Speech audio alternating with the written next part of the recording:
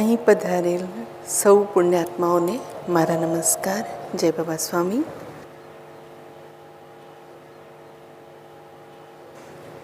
આંતરરાષ્ટ્રીય મહિલા દિવસની આપ સૌને ખૂબ ખૂબ શુભકામનાઓ.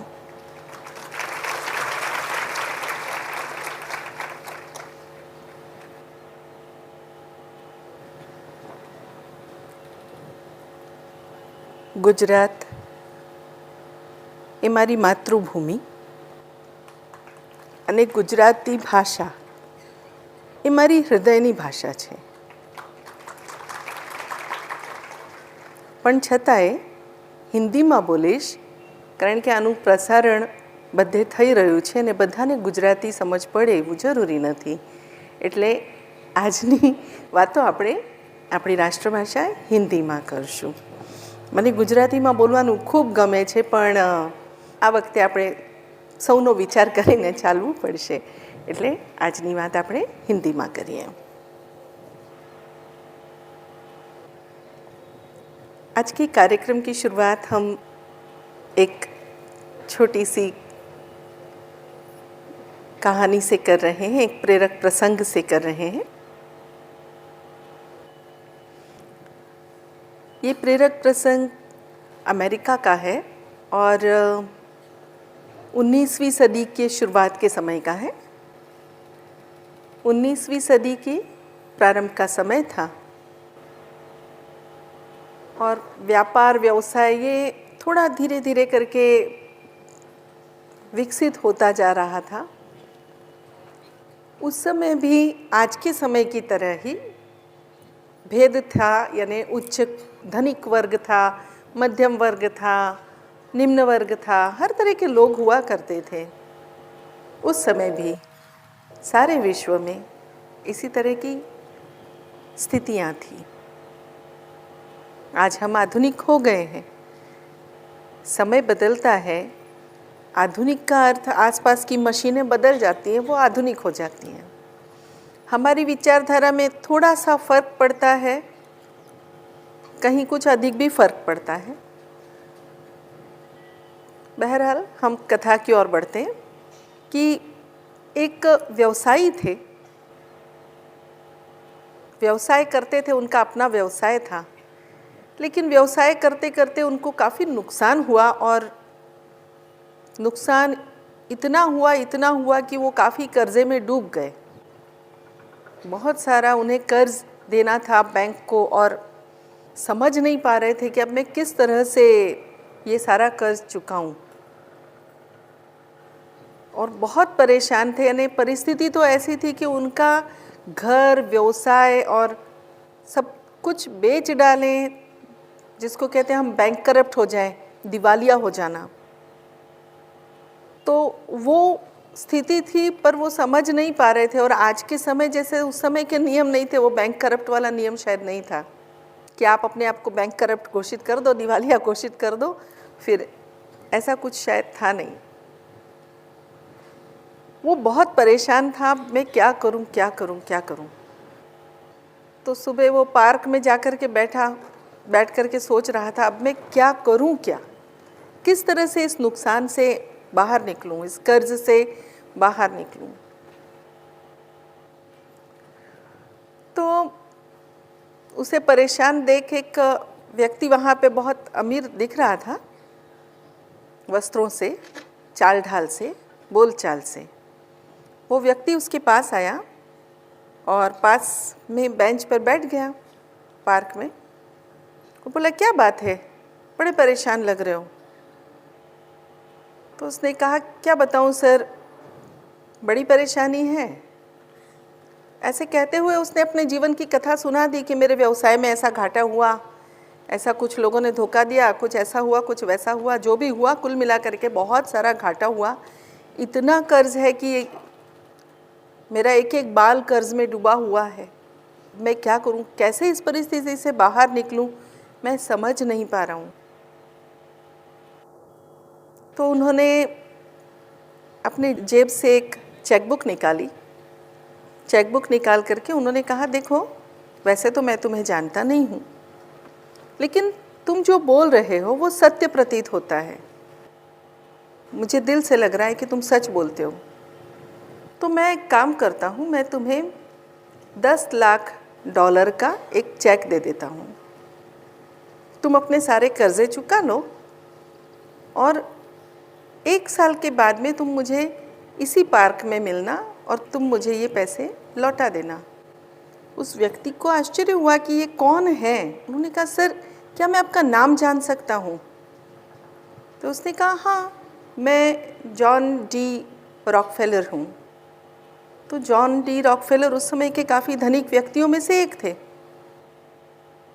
उसे इतना आश्चर्य हुआ, अरे बाप रे, इतना धनिक व्यक्ति मेरे पास में बैठा। उन्होंने तो उसने चेक फाड़ करके दे दिया। तो उसकी आंखों में, युवक की आंखों में आंसू आ गए। उसने कहा, धन्यवाद सर, मैं 1 वर्ष के बाद आपको यहीं मिलता हूँ, इसी पार्क में, इसी समय। और फिर वो चेक लेकर के घर गया, सामने चेक रखा, बहुत देर तक सोचता रहा, मैं ये सत्य है या मैं कल्पना कर रहा हूँ। विश्वास ही नहीं हो रहा था कि उसके सारे कर्जे चुक जाएंगे, सब कुछ हो जाएगा। फिर एक क्षण उसको ऐसा विचार आया कि अरे, वो जो अनजान व्यक्ति थे, मतलब जो मुझे जानते नहीं थे, बहुत धनिक थे, वो मुझे जानते तो नहीं थे, फिर भी उन्होंने मुझ पे विश्वास किया। उन्हें ये विश्वास हुआ कि मैं 1 वर्ष के भीतर ये पैसे कमाकर उन्हें लौटा सकता हूँ। तो फिर मैं स्वयं पे विश्वास क्यों नहीं कर रहा हूँ?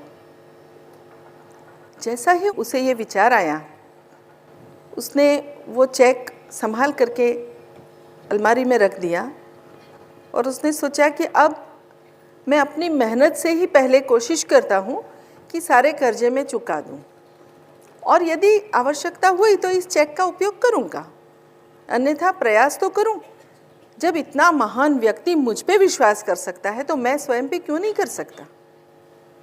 ऐसे सोचते हुए उसने बिल्कुल जी तोड़ मेहनत की, जी जान लगा दी, दिन रात एक किया और धीरे धीरे करते हुए उसने अपने सारे कर्जे चुका दिए। वो चेक वैसे ही संभाल करके उसने रखा हुआ था और सारे कर्जे चुका कर वो पहले से अच्छी स्थिति में था। तब वो चेक लेकर के नियत दिन, जिस दिन निश्चित हुआ था, उस दिन वो पार्क में पहुंचा। बहुत खुश था, उसी बेंच पर बैठा और राह देखने लगा कि अब जॉन डी रॉकफेल आएंगे, उन्हें वो चेक दे दूं। तो बस सामने से तेज़ी से चलते हुए आ गए उनके पास और आकर के बैठे। इन्होंने अभिवादन किया, धन्यवाद सर, आपने ये चेक मुझे दिया था और आपने जो मुझ पर विश्वास दिखाया, उसी की वजह से मैं आज इस परिस्थिति में पहुंच सका। ऐसे कहते हुए वो चेक उन्हें देने ही वाला था कि उतने में एक नर्स दौड़ती हुई आई और ऐसे झपट कर उसने उस वृद्ध व्यक्ति को पकड़ लिया। तो बोले, कितना तुम मुझे दौड़ाते हो? तो ये युवक ने सोचा, ये नर्स इन्हें क्यों पकड़ रही है? तो उन्होंने कहा कि आप इनको क्यों पकड़ रहे हैं? तो उन्होंने कहा, अरे ये पागल व्यक्ति है, अपने आप को जॉन डी रॉकफेलर समझता है, ये पागल खाने में पिछले 5 साल से है। तो अब पता नहीं चेक बांटता फिरता है, सबको हर बार छूट जाता है, हर बार भाग जाता है और चेक बांटता फिरता है, अपने आप को पता नहीं क्या समझता है। वो एकदम सदमे में आ गया। फिर उसने सोचा कि जो भी हो, वो चाहे नकली ही चेक था, लेकिन उसने असली बात तो जगा दी अंदर की।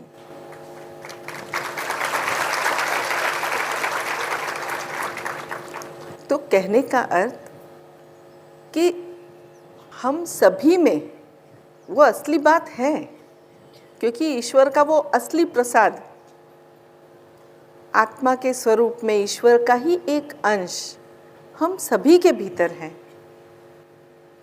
तो जो कार्य ईश्वर कर सकता है वो सारे कार्य हम सब कर सकते हैं। हम सभी कर सकते हैं वो सारे कार्य जो ईश्वर कर सकता है। ईश्वर क्या है? हम ही लोग सामूहिकता में हैं, सब मिलकर ईश्वर ही हैं। जो सकारात्मक कार्य करते हैं वो सब ईश्वर ही है। जब हम कहते हैं ना, वो लाख आँख से देख रहा है, तुझे देखने वाला है, वो सब लाखों आँखें भी यही हैं और लाखों हाथों से कार्य करने वाले वो लाखों हाथ आप ही के हैं।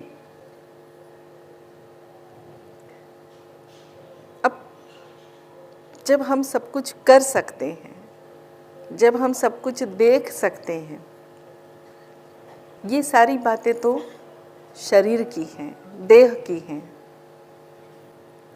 और देह, हम सब जानते हैं, देह एक साधन है, देह एक वाहन है, देह आत्मा का वाहन है। देह एक साधन है जो ईश्वर ने हमें प्रदान किया। ईश्वर ने उपहार स्वरूप हमें ये देह दी है, और इससे हम जो कुछ भी करेंगे वो हमारी ओर से उपहार होगा उस परम कृपालु ईश्वर के लिए। तो हम क्या उपहार लेकर के उस ईश्वर के पास जाएंगे? हमने तो उनके पास से उनके पास की श्रेष्ठ वस्तु मांग ली, क्योंकि स्त्री देह ये ईश्वर की श्रेष्ठ कृति है। जैसे अभी उस बच्ची ने बताया, सचमुच नवरत्नों से जड़ी हुई मूर्ति हैं स्त्रियां। सारे रत्न आपके भीतर हैं, सारे रस आपके भीतर हैं, सारी बातें, सारी सकारात्मकता, सारी रचनात्मकता आपके भीतर है। हम सभी स्त्रियों के भीतर हैं। लेकिन किस चीज़ की कमी है? किस चीज़ की कमी है? किसी चीज़ की कमी नहीं है, किसी चीज़ की कमी नहीं है। यदि कमी होती तो स्त्रियां कभी आगे ही नहीं बढ़ती, और गुरुदेव कभी उनको समान अवसर नहीं प्रदान करते। जब गुरुदेव ने इतना विश्वास किया है हम पर, तो हम अपने आप पर तो कर ही सकते हैं। अपने आप पर से मतलब अपनी आत्मा पर। देह तो आत्मा का साधन है। आत्मा को हम जितना मजबूत करेंगे उतना ये जो साधन है, इस साधन का हम सही उपयोग कर पाएंगे, सदुपयोग कर पाएंगे।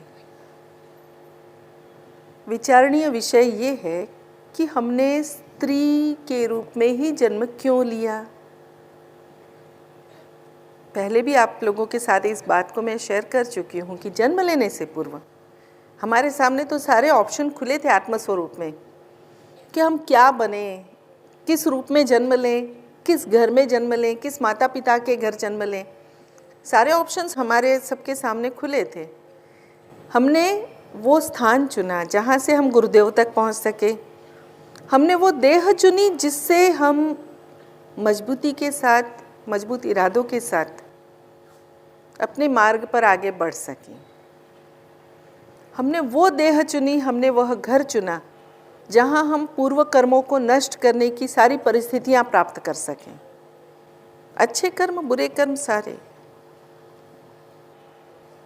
सभी कुछ आत्मा ने ही निर्धारित किया था, मांगा था, प्राप्त किया।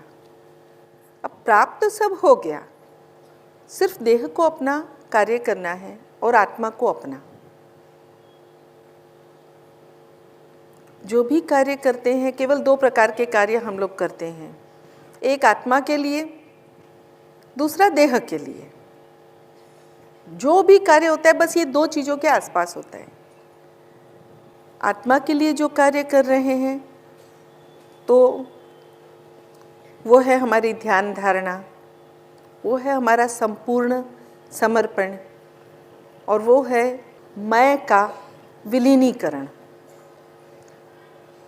अर्थात अपने अस्तित्व को परमात्मा के अस्तित्व से, अपने अस्तित्व को सद्गुरु के अस्तित्व से, अपने अस्तित्व को गुरु शक्तियों के अस्तित्व से एकाकार करना। एक साधारण सा सिंपल सा एग्जाम्पल देती हूँ, एक बहुत साधारण सा उदाहरण देती हूँ, सभी स्त्रियाँ जानती हैं उस उदाहरण को। इलेक्ट्रिक का वायर होता है, सभी गृहिणियों ने देखा है अपने घर में। आप लोग सचेत रहिए, थोड़ा लाइवली रहिए। सभी ने इलेक्ट्रिक का वायर देखा है? देखा है। इलेक्ट्रिक के वायर में एक बाहर का कवर होता है और एक अंदर का वायर होता है। जो अंदर का तार होता है वो धातु का बना होता है, तांबे का बना होता है, बराबर है। और बाहर का जो कवर होता है वो प्लास्टिक का होता है या रबर का होता है या जिस भी चीज़ का होता हो। महत्वपूर्ण है अंदर का धातु का तार। यदि हमें कहीं से कहीं तक का तार चाहिए, यानी हमें यहाँ लाइट जलानी है तो बल्ब लगेगा उसमें, बराबर है, लेकिन बल्ब तब तक प्रज्वलित नहीं होगा जब तक उसका कनेक्शन नहीं होगा। कनेक्शन करने के लिए हमने तार भी खींच दिया, उधर भी प्लग भी है, सब कुछ है, लेकिन कब तक वो लाइट नहीं जलेगी? जब तक जो भीतर का जो धातु का तार है वो उस प्लग के धातु से मिलता नहीं है।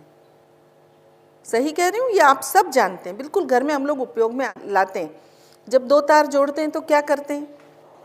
उसका जो ऊपर का जो रबर का कवर होता है या प्लास्टिक का कवर होता है उसको पहले चाकू से काट करके साइड में करते हैं। यदि आपने स्वयं ने नहीं किया होगा तो इलेक्ट्रिशियन को करते हुए देखा होगा। फिर वो जो धातु का तार है उसे अच्छे से एक दूसरे से मिला करके उसको पेंच देते हैं। उसके बाद में उसके ऊपर हम वो प्लास्टिक की रबर टेप जो होती है वो चिपका देते हैं ताकि करंट ना लगे। ये सब आप लोगों ने देखी हुई बातें हैं। हाँ, तो बस ऐसा ही तो तार गुरु शक्तियाँ हैं, ऐसा ही तार आपकी आत्मा है। और उसके ऊपर का वो जो आपका प्लास्टिक का कवर, रबर का कवर आपने जो चीर करके साइड में किया, आपने या इलेक्ट्रिशियन ने, जो भी वो साइड में किया वो थी आपकी देह, आपका मैं का भाव। जब ये मैं का भाव हटा तो गुरु शक्तियाँ ऐसे मिल गईं और बल्ब जल गया। जब तक ये इलेक्ट्रिक के वायर को हम ऐसे ही रबर के साथ में जोड़ते रहेंगे कभी भी लाइट नहीं जलेगी। जलेगी क्या? नहीं जलेगी। सबसे पहले वो रबर का कवर साइड में करो।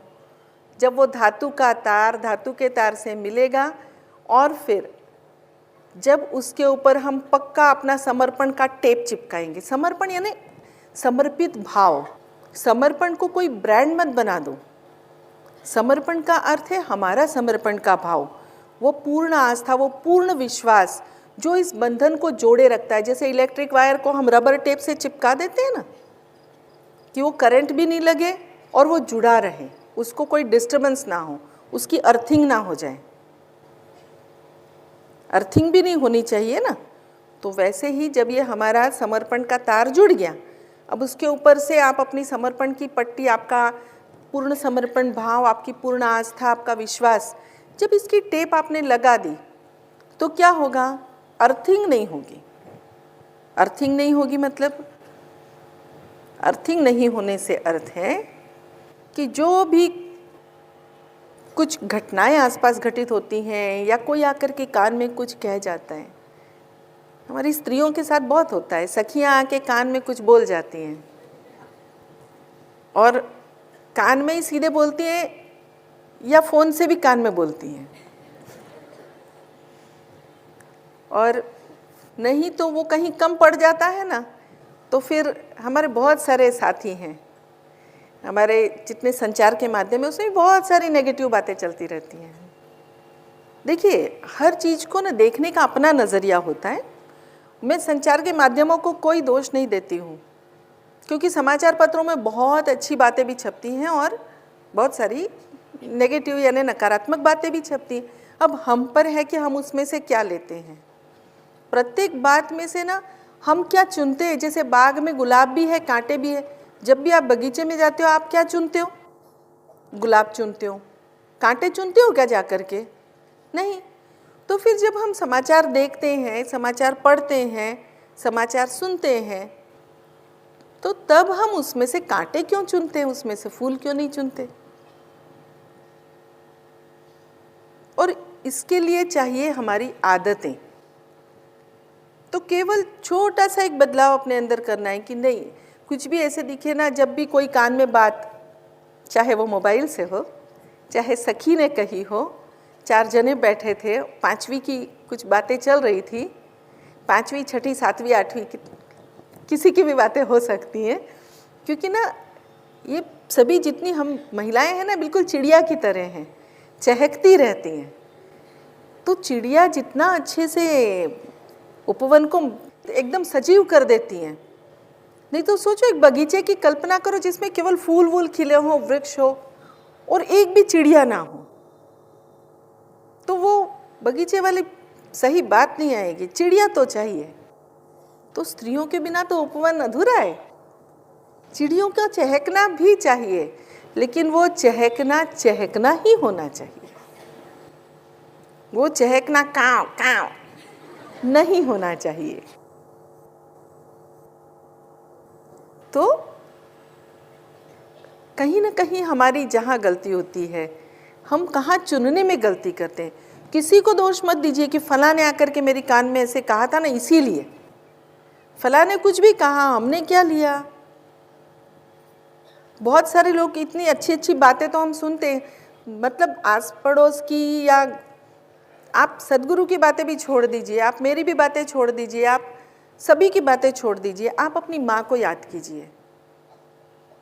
आपके माता पिता ने आपको कितनी अच्छी अच्छी बातें कही होंगी। क्या 100% बातें आपने सुनी? क्या 100% बातों को आपने माना, उसके अनुसार आप चले? नहीं चले। तो जिन्होंने हमें जन्म दिया, जिन्होंने हमें पाल पोस कर बड़ा किया, जिन्होंने हमें परिवार दिया, जिन्होंने सब कुछ दिया, हम उनकी भी तो बातें नहीं मानते। तो हम उसमें से तब तो हम अपनी चॉइस बताते हैं। हमें ये बात अच्छी लगी, हमने मान ली, नहीं अच्छी लगी तो छोड़ दी। तो फिर अब बड़े हो गए ना बड़े। देह से बड़े मत होइए, आत्मा से बड़े होइए। और आत्मा से बड़े आप सब हैं। केवल इसका एहसास कराइए कि आप बड़े हैं। बड़े नहीं होते तो यहाँ पे होते भी नहीं।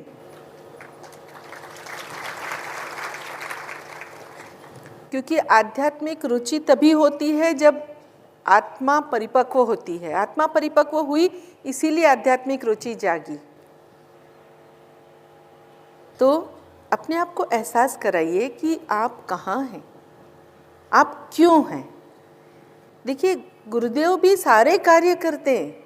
जो कार्य आप करते हैं, जो कार्य मैं करती हूँ, या जो कार्य समाज का हर व्यक्ति करता है, वो सारे कार्य गुरुदेव भी करते हैं। फिर भी गुरुदेव सारे कार्य करके भी उससे अलिप्त रहते हैं। और हम में और गुरुदेव में केवल इतना अंतर है कि हम सारे कार्य करके उसमें लिप्त रहते हैं, अलिप्त नहीं रह पाते। क्यों? कारण इतना ही है कि करते हैं और हम सोचते हैं मैंने किया। जब मैंने किया तो सारी जिम्मेदारी मेरी हो गई, मेरी नैतिक जिम्मेदारी, मेरी मौलिक जिम्मेदारी, मेरी माँ की तरह की जिम्मेदारी, मेरी बहन की तरह की जिम्मेदारी। आप लोगों के पास कोई वाहन होगा, साइकिल, स्कूटर, स्कूटी, कार, जो भी वाहन होगा, आप उसकी सर्विसिंग करते हैं, करवाते हैं। चलो, करवाने के लिए तो आप कभी कहीं भेजते होंगे सर्विस स्टेशन पे, लेकिन रोज उसको साफ तो करते हैं ना, धूल तो उसकी हटाते हैं। रोज आप उसकी केयर लेते हैं। क्यों? हर 6 महीने में या निश्चित किलोमीटर चलने के बाद में आप उसे सर्विस स्टेशन पे भेजते हैं। और अपने आप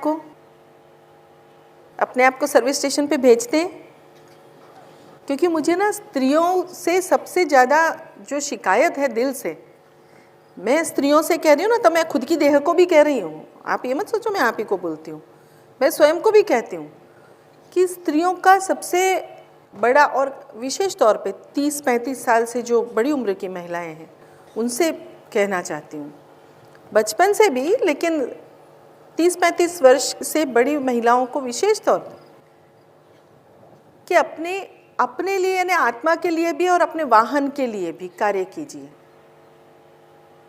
देखिए, ये वाहन ही हमें अपने डेस्टिनेशन तक, यानी हमें जहाँ पहुँचना है उस गंतव्य स्थान तक पहुँचाएगा। तो इस वाहन की देखभाल भी जरूरी है और वाहन के मालिक की देखभाल भी जरूरी है। तो वाहन के मालिक की देखभाल के लिए आप ध्यान करेंगे सुबह शाम, यानी आत्मा के लिए। और इस वाहन के लिए क्या करेंगे? जैसे वो बच्ची ने बताया, बात बिल्कुल सही है कि ना माता, मैंने अभी तक अपने आप से जो ऑब्जर्व किया, मैंने अपनी माँ को ऑब्जर्व किया, मैंने अपनी बहनों को ऑब्जर्व किया, अपने आप को और समाज में आसपास की महिलाओं को। नौकरी करती थी इसीलिए अपने साथ की सहकर्मी महिलाओं को भी देखा। पूरा चित्त अपने बच्चों में होता है। स्त्री का यदि सबसे सुंदर स्वरूप है ना, वो माँ का है। क्यों पता है? जब मैं कई बार चर्चा करती हूँ तो अपने आसपास जो भी होता है उससे ही चर्चा होती है, तो इसी बात पे चर्चा होती है कि एक स्त्री है ना, वो शायद अपने पति के लिए अच्छा खाना बनाए ना बनाए, वो अपने माता पिता के लिए भी अच्छा खाना बनाए या ना बनाए, लेकिन एक स्त्री अपने पुत्र के लिए सब कुछ सीखती है। अपने पुत्र यानी पुत्र पुत्री, अपनी जो भी संतान है, उस संतान के लिए वो सब कुछ कर सकती है। यदि बच्चे ने कहा कि माँ मुझे ये खाना है, माँ आपके हाथ का खाना है। मैं कोई कॉन्टिनेंटल डिश खाना चाहता हूँ, माँ बना के दोगी। आप बिल्कुल भी नहीं जानती कि वो चीज़ कैसे बनती है, लेकिन मुझे पूर्ण विश्वास है कि यदि आपके संतान ने आपके सामने ये डिमांड रखी तो आप उसकी ये इच्छा अवश्य पूर्ण करेंगे। आप अपने हाथ से ही बना के खिलाएंगी और वो सीखने के लिए आप ज़मीन आसमान एक कर देंगी। आप इंटरनेट पे जाएंगी, आप किसी को पूछेंगी, सीखेंगी सारी चीज़ें जो आप जिन चीज़ों के नाम नहीं सुने होंगे, वो सारे मसाले, क्योंकि हम भारतीय हैं तो भारतीय मसालों के नाम पता होते हैं, जो बाहर के मसाले हैं शायद उन चीज़ों के नाम भी हमें नहीं पता होते, तो भी आप जाएंगी वहाँ से वो चीज़ें सारी लेकर के आएंगी और आप वो कॉन्टिनेंटल डिश बना करके, वो पदार्थ बना करके अपने संतान को अवश्य देंगी। क्यों? क्योंकि ये इच्छा आपकी संतान ने रखी आपके सामने, और ये करते समय चाहे आपको 104 डिग्री बुखार हो फिर भी आप ये करेंगे। और ये सत्य स्वरूप है स्त्री का कि वो अपनी स्थिति देखती ही नहीं है। सत्य स्वरूप है माँ का कि वो अपने शरीर को देखती ही नहीं है, वो सिर्फ देखती है तो अपने शिशु की, अपने संतान की खुशी वो जीती है, तो अपनी संतान की आँखों की खुशी को देख करके। तो ये माँ का एक सत्य स्वरूप है। लेकिन मैं भी माँ हूँ, इसीलिए मुझे आपकी भी चिंता है कि 35 वर्ष से बड़ी उम्र के सभी लोग इस वाहन का भी ध्यान रखें। और इसी के लिए हम लोगों ने आज की चर्चा के विषयों में काफ़ी कुछ हेल्थ वेल्थ सारी बातें रखी ही हैं।